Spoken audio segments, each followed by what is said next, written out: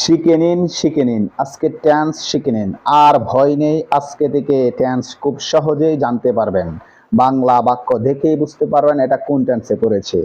সকলেই আমার এই চ্যানেলটি সাবস্ক্রাইব করে রাখেন নিত্য নতুন ক্লাস পেতে। চলেন দেরি না করে এখন ক্লাস শুরু করি। First indefinite tense. গত ক্লাসে আমি প্রেজেন্ট টেন্সের চারটা স্ট্রাকচার নিয়ে আলোচনা করেছি। আজকে আমি ফার্স্ট ইনডিফিনিট টেন্স নিয়ে আলোচনা করব। বাংলাতে চিনার উপায়। ক্রিয়ার শেষে ল, লে, লাম, ছিল, ছিলেন, ছিলাম।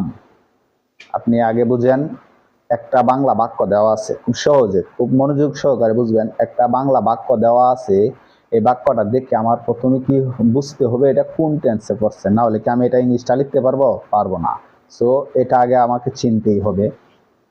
ক্রিয়ার শেষে কি থাকবো? ল, লে, লাম, ছিল, ছিলেন, ছিলাম। ঠিক আছে, এটা মনে রাখবেন। ইংলিশ স্ট্রাকচারটা হচ্ছে subject plus verb two plus object. এই স্ট্রাকচারটা মুখস্থ করবেন। ভার্ব টু হচ্ছে ফার্স্ট ফর্ম, যেমন present form, first form, first participle. ঠিক আছে, তিনটা ফর্ম আছে আমাদের। তাহলে একটা বাংলা বাক্য লিখি, সে স্কুলে গিয়েছিল। তাহলে ক্রিয়ার শেষে কি থাকবে? ছিল। এই যে শেষে কি আছে? ছিল। এই যে এগুলোর মধ্যে যে কোনো একটা থাকবে ছিল। তাহলে এটা দেখে বুঝতে পারবো কোন টেন্স? First indefinite tense. তাহলে সাবজেক্ট হচ্ছে হি। তাহলে যাওয়ার ইংলিশ কি? গো। আর ফার্স্ট ফর্ম কি? ওয়েন্ট। তাহলে হি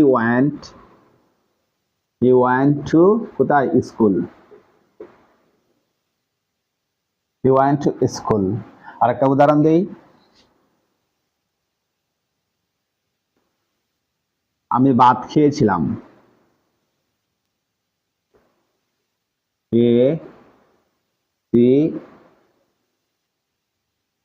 আমি ভাত কি করছিলাম? খেয়েছিলাম। তাহলে ক্রিয়া শেষে কি আছে? ছিলাম। তাহলে ছিলাম থাকলে কোন টেন্স? First indefinite tense. এভাবে আপনি বাংলাটা দেখে বুঝতে পারবেন এটা ফার্স্ট ইনডিফিনিট টেন্স হচ্ছে। ঠিক আছে, সাবজেক্ট কি? আই।